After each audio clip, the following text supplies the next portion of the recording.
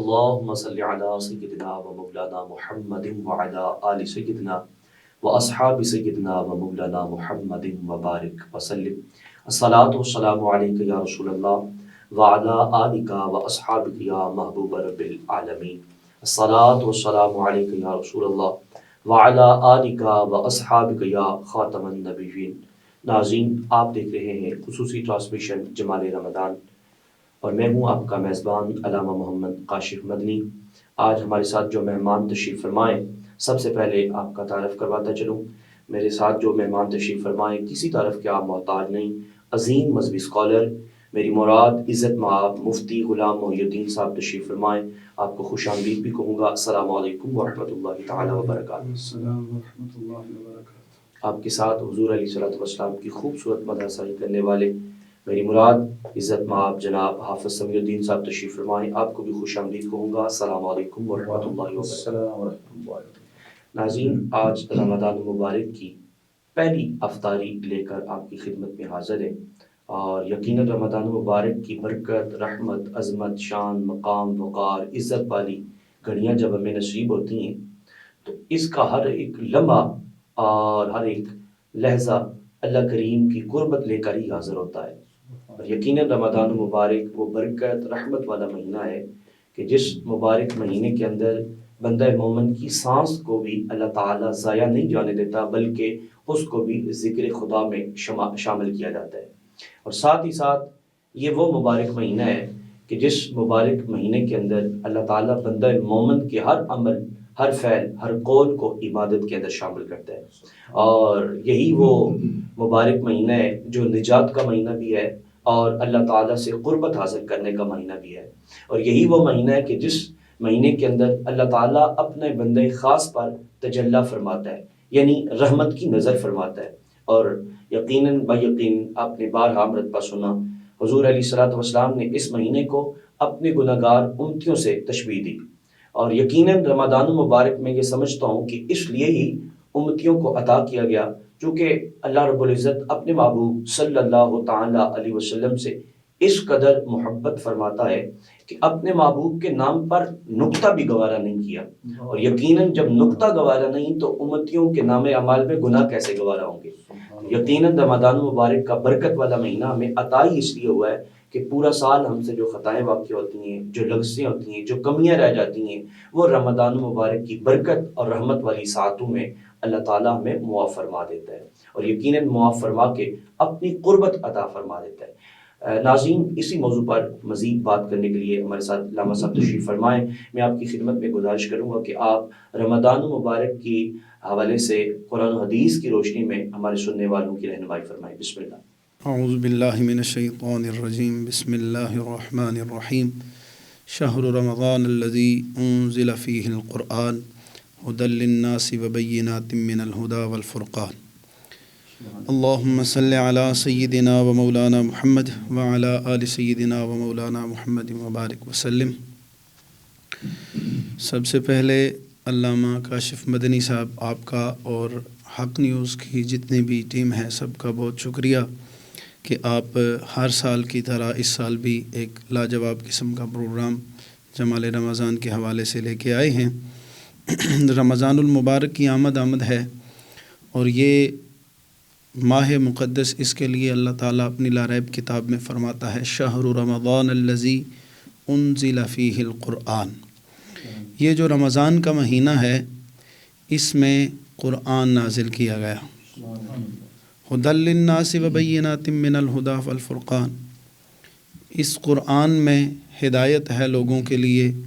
مفہوم میں عرض کر رہا ہوں، اور حق و باطل میں فرق کرنے والی یہ کتاب اس مہینے میں نازل ہوئی. میں یہاں ضمناً عرض کرتا چلوں، رمضان بابرکت ہے. اللہ تعالیٰ نے فرمایا کیونکہ اس میں قرآن نازل ہوا، اور قرآن باعث رحمت و نعمت و برکت ہے کہ یہ رمضان میں نازل ہوا.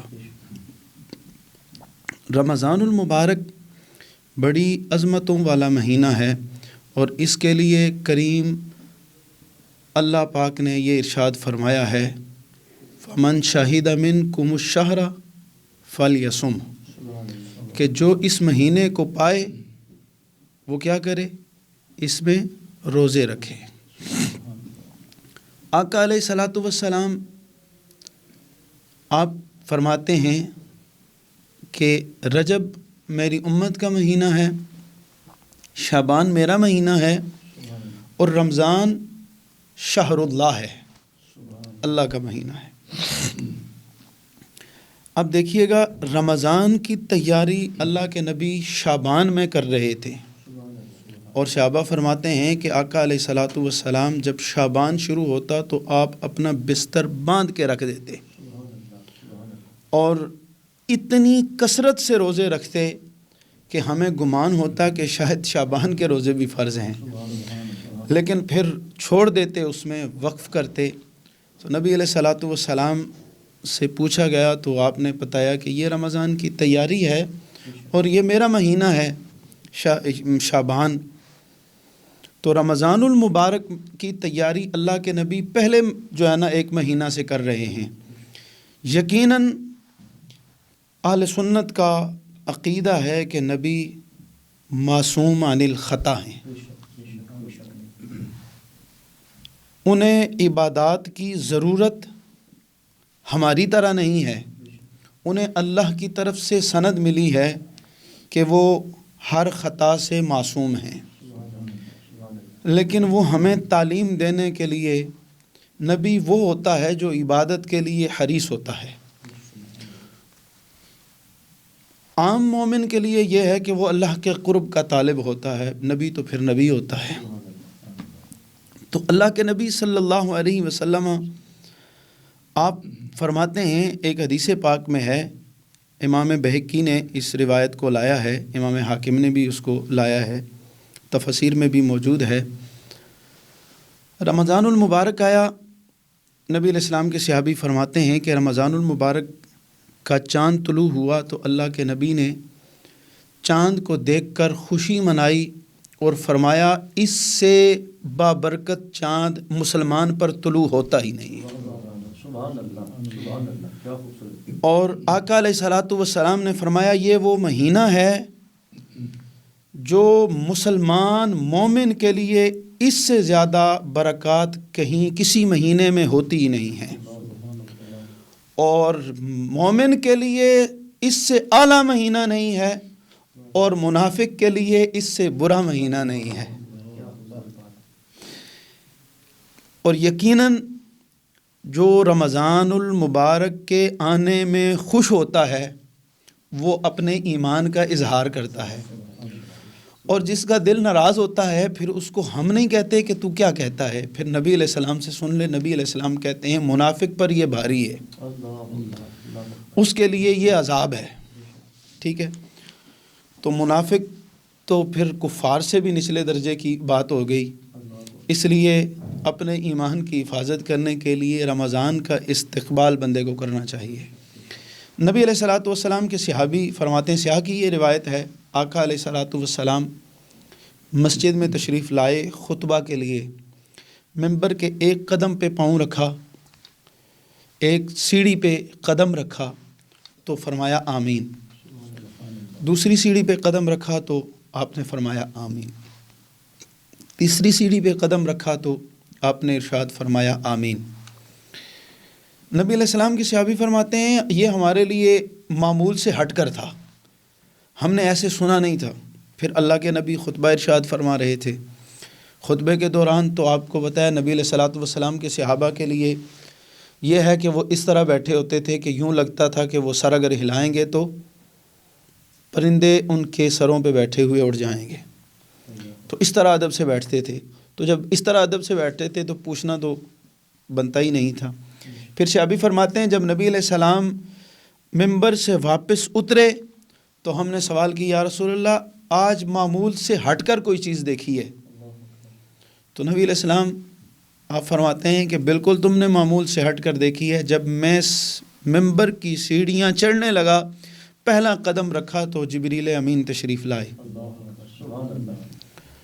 اور آ کے فرمایا اللہ کے نبی بدبخت ہے وہ شخص، تباہ و برباد ہو جائے وہ شخص جس کی زندگی میں رمضان آیا اور وہ اپنی بخشش نہ کروا سکا۔ آپ نے فرمایا جبریل نے یہ دعا فرمائی اور میں نے آمین کہی۔ میں نے جب کسی کے خلاف دعا ہوتی ہے تو ہم عموماً بد دعا کہتے ہیں اس کو، تو ہمیں تو قبلہ مرشد گرامی حضور سیدی قبلہ دل و جاں سیدی پیر حسین الدین شاہ صاحب، آپ نے بڑا لطیف سا جملہ بتایا ہے۔ آپ فرماتے ہیں جب دعا کی نسبت رسول اللہ سے ہو تو ہم بد کا لفظ نہیں کہتے، جب نسبت جبریل سے ہو تو ہم بد دعا نہیں کہتے، کیونکہ ہم نبی علیہ آپ مرشد پاک فرماتے ہیں نبی علیہ السلام نے فلاں کے خلاف دعا فرمائی، ٹھیک ہے، تو جبریل نے بھی ایسے شخص کے خلاف دعا فرمائی تو نبی علیہ السلام نے فرمایا آمین، دونوں کی دعا شامل ہو گئی۔ فرمایا دوسری سیڑھی پہ قدم رکھا تو جبریل امین نے فرمایا یا رسول اللہ برباد ہو جائے وہ شخص جس کے سامنے آپ کا نام نامی اسم گرامی لیا جائے اور وہ آپ پر درود نہ پڑے۔ اللہم صلی علی محمد وعلی آل محمد مبارک وسلم۔ پھر فرمایا جب تیسری سیڑھی پہ قدم رکھا تو جبریل امین نے دعا فرمائی کہ برباد ہو جائے وہ شخص جس نے زندگی میں والدین کو پایا اور ان کی خدمت کر کے وہ جنتی نہ ہو سکا، تو نبی علیہ السلام نے فرمایا آمین۔ ہر جو تینوں چیزیں ہیں، تینوں شقیں ہیں، تینوں جزیات ہیں اس میں، وہ قابل ذکر، قابل تحسین ہیں اور قابل گفتگو ہیں کہ نبی علیہ الصلاۃ والسلام پر نام آئے اور درود نہ پڑے بندہ، وہ کیسا بدبخت شخص ہے۔ ایک روایت میں تو یہ ہے کہ نبی علیہ السلام نے فرمایا کہ اس سے کنجوس اور کمینہ شخص نہیں ہے جس کے سامنے میرا نام لیا جائے اور وہ درود نہ پڑھ سکے مجھ پر، ٹھیک ہے، صلی اللہ تعالیٰ علیہ وآلہ وسلم۔ پھر آقا علیہ الصلاۃ والسلام کے پر درود پڑھنا اور پھر والدین کی خدمت کا بھی درس دے دیا اسی جو ہے نا حدیث پاک میں کہ جو نہیں کر سکتا ان کی خدمت کر کے جنتی نہیں ہو سکتا، وہ یہ بھی بتا دیا جنتی وہی ہوگا جو والدین کی خدمت کر کے جائے گا، تو والدین کی اجازت کے بغیر نہیں جائے گا کہ وہ کہے کہ میں ان کی بے ادبی بھی کروں، انہیں گھر سے بھی نکال دوں، خود عیاشی بھی کروں اور پھر جنت میں جاؤں۔ ساری عبادات عبادت اور ریاضت بھی کرے اور ساتھ ساری عبادتیں بھی کریں نا، تو یہ ان کی رضا میں شامل ہے کہ ان کی رضا ہوگی، وہ راضی ہوں گے تو جائے گا جنت میں، تب بھی خدا راضی ہوگا، تب بھی خدا راضی۔ نبی علیہ الصلوۃ والسلام نے فرمایا الجنت تحت اقدام امہاتکم، تمہاری ماں کے قدموں کے نیچے جنت ہے۔ محدثین نے اس پر بحث کی ہے۔ آپ نے فرمایا ہے کہ ماں چاہے مومنہ نہ بھی ہو نا، کافرہ بھی ہو، بیٹا مسلمان ہو، تو اس کی جنت اللہ نے اسی کافرہ ماں کے قدموں کے نیچے رکھی ہے۔ وہ اس کی خدمت کرے گا، اسے راضی کرے گا، اسلام کے خلاف جو بات کریں گے وہ نہیں سنے گا، لیکن اس کی جب خدمت کرے گا وہ راضی ہو گئی تو اللہ اس کے قدموں کو دھونے کی برکت سے، اس کی خدمت کی برکت سے اللہ اسے جنت عطا فرمائے گا، ٹھیک ہے۔ تو یہ بڑی عظمت اور بڑا مقام ہے ان کا۔ پھر فرمایا رمضان آئے اور وہ اپنی جو ہے نا عبادات کر کے بخشش نہ پا سکے تو وہ ہلاک ہو جائے۔ جبریل کہہ رہے ہیں وہ ہلاک ہو جائے، بدقسمت ہے، بدبخت ہے وہ شخص، اور نبی فرما رہے ہیں آمین ہے۔ نہ جبریل کی دعا کی قبولیت میں کسی کو شک ہے، اور نبی علیہ السلام کی آمین کہنے کے بعد جب سند لگ گئی ہے مقبولیت کی تو پھر تو شک رہتا ہی نہیں ہے نا۔ تو یقیناً وہ شخص انتہائی بدبخت ہے، انتہائی رسوا ہے جو رمضان کی عبادات کے ساتھ ساتھ جو ہے نا عبادت کر کے، رمضان کی قدر کر کے جو ہے نا جنت نہیں پا سکا۔ ماشاءاللہ ماشاءاللہ، بڑے خوبصورت اور پیارے انداز میں علامہ صاحب آپ کی اور میری رہنمائی فرما رہے تھے اور کہہ رہے تھے کہ رمضان المبارک جس نے پا لیا اور اس کی اگر رحمتیں اور برکتیں حاصل نہ کر سکا وہ بدبخت شخص ہے۔ یہ رسول اللہ صلی اللہ علیہ وسلم کا آپ نے فرمان سنایا۔ مزید پروگرام کو آگے بڑھاتے ہیں، میں حافظ سمیع الدین صاحب کی جانب بڑھوں گا اور آپ سے گزارش کروں گا کہ آپ سرکار مدینہ صلی اللہ تعالی علیہ وسلم کی نعت پیش فرمائیں۔ بسم اللہ۔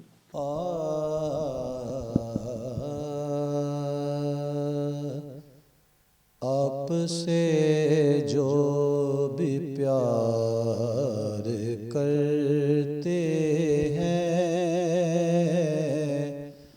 عاجزی اختیار کرتے ہیں، عاجزی اختیار کرتے ہیں، پیار کرتا ہے خود خدا ان سے پیار کرتا ہے خود خدا ان سے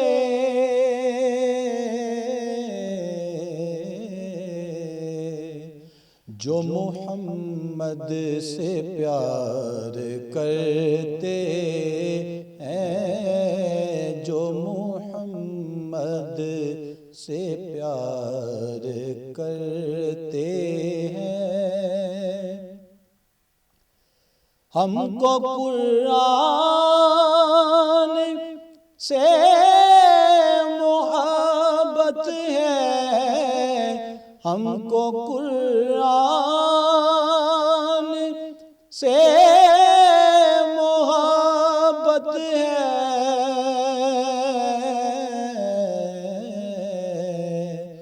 آل اطہر سے پیار کرتے ہیں آل اطہر سے پیار کرتے ہیں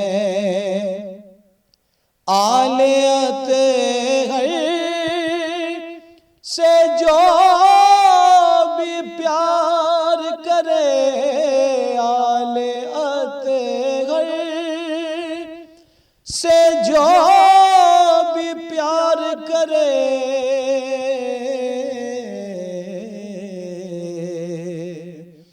مصطفیٰ ان سے پیار کرتے ہیں مصطفیٰ ان سے پیار کرتے ہیں در پہ بلوائیں یا رسول اللہ در پہ بلوائیں یا حبیب اللہ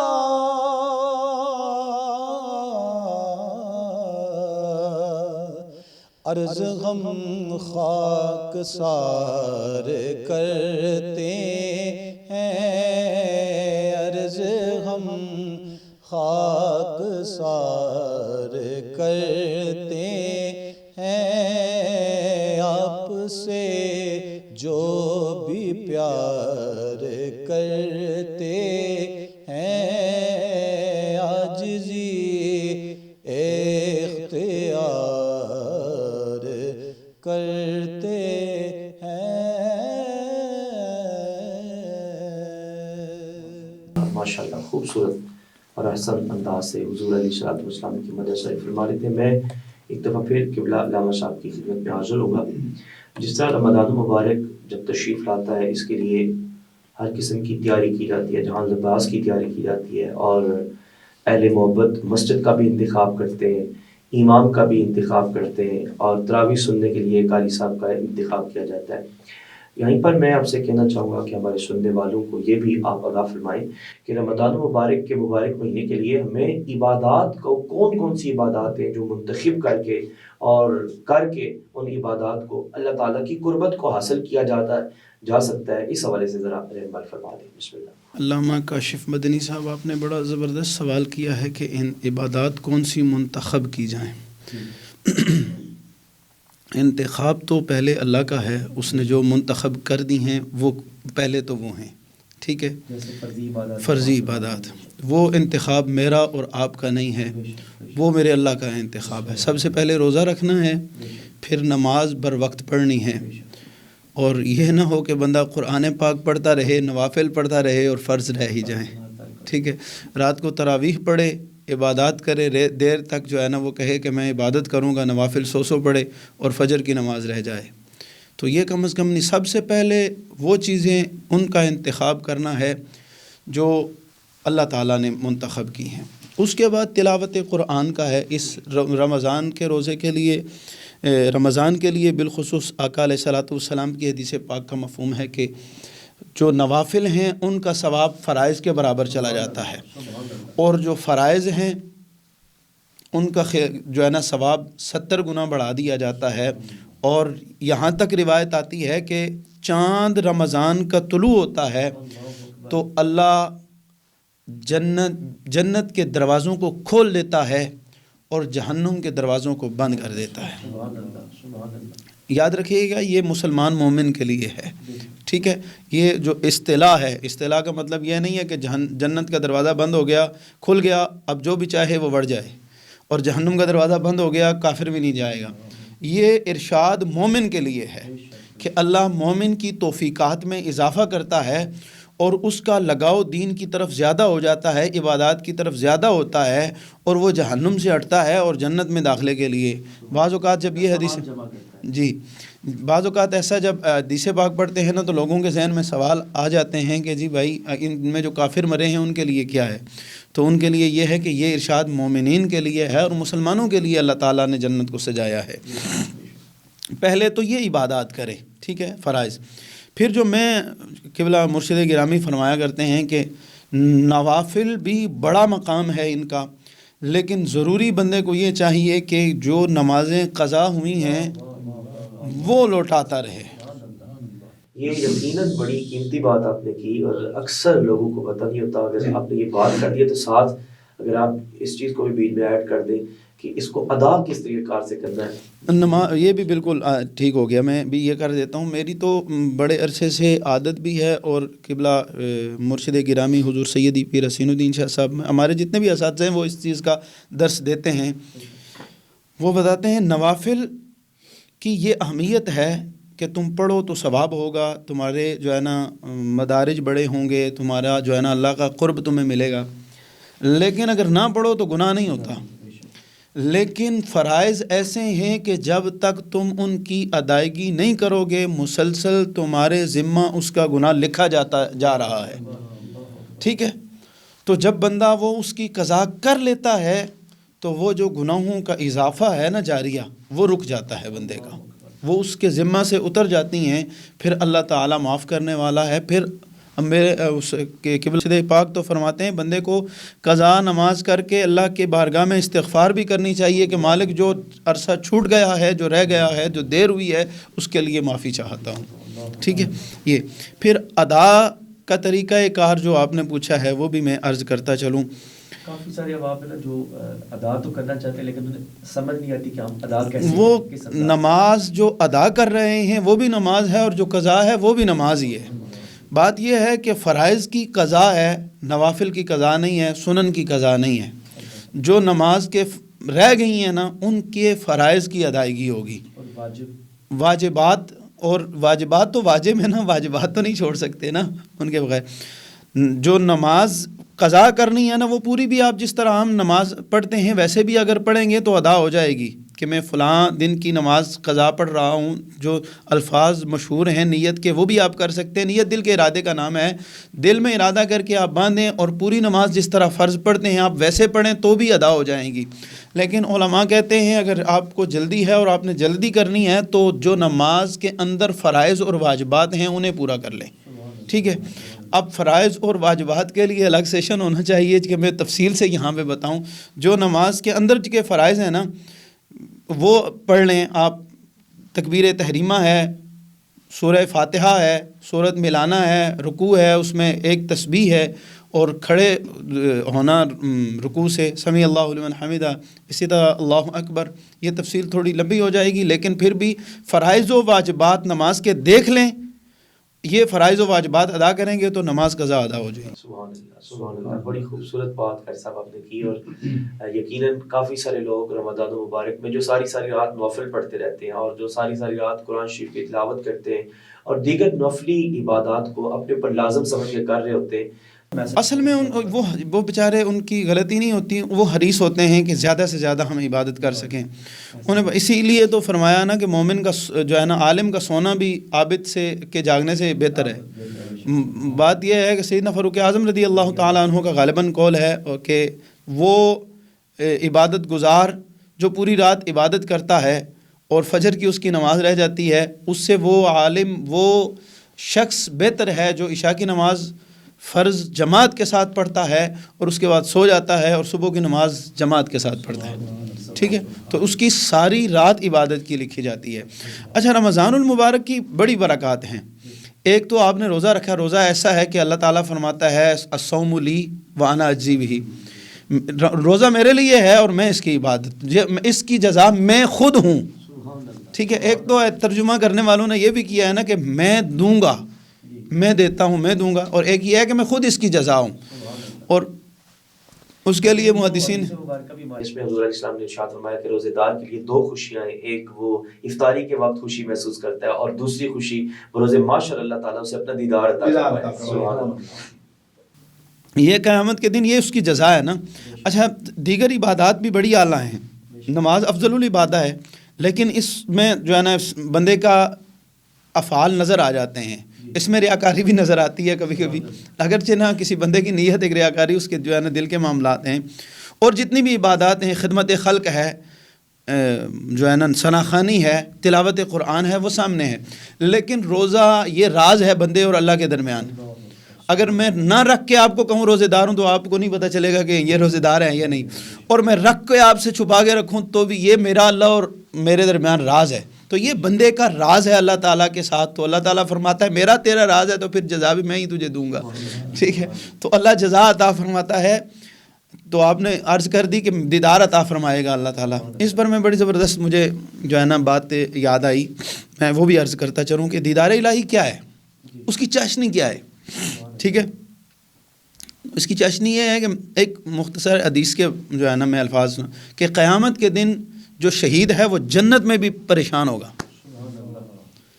جنت میں بھی پریشان ہوگا، حالانکہ وہ جنت ایسی جنت ہے کہ اس کے پہلے درجے میں جو بندہ داخل ہوگا نا تو وہ کہے گا مالک بس اس سے حسین چیز میں نے دیکھی نہیں ہے، بس مجھے یہیں رہنے دے، ٹھیک ہے۔ اسے کہا جائے گا نہیں نہیں تیرا اگلا مقام ہے، وہ اس کے جو مقام ہے وہاں تک، لیکن پھر بھی اس کا ہر درجہ بڑا اعلیٰ ہے، لیکن جنت میں بھی شہید پریشان ہوگا۔ اسے پوچھا جائے گا میرے راہ میں شہید ہونے والے تو کیوں پریشان ہے؟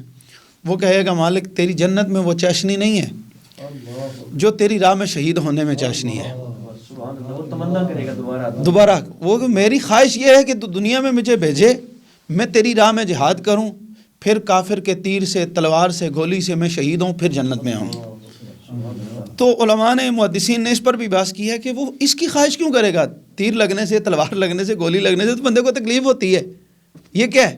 کہتے ہیں وہ وقت شہادت اللہ تعالیٰ شہید کو اپنا دیدار عطا فرماتا ہے، لذت اور کیفیت کو محسوس کرتے ہوئے بار بار وہ لذت جو دیدار الہی کی لذت تجھے ملتی ہے نا، وہ کہتا ہے مالک جو تیرا دیدار، تیرے دیدار میں جو لذت ہے وہ جنت میں بھی نہیں ہے۔ لازمی بات ہے جنت بڑی پر جو ہے نا کیف جگہ ہے، لیکن اس کا خالق تو اس سے بھی اعلیٰ ہے نا۔ وہ تو میں کہتا ہوں وہ کسی بزرگ کا قول ہے کہ جس رب نے محمد جیسا حسین نبی بنایا ہے وہ خود رب کتنا سونا ہوگا، وہ مصور کیسا ہوگا جس کی تصویر۔ ماشاءاللہ خوبصورت۔ میں ایک دفعہ پھر حافظ سمیع الدین صاحب کی جانب بڑھوں گا، آپ حضور علیہ الصلوۃ والسلام کی بارگاہ میں ہدیہ عقیدت پیش کریں۔ ایک میں ہی نہیں ان پر قربان زمانہ ہے، ایک میں ہی نہیں ان پر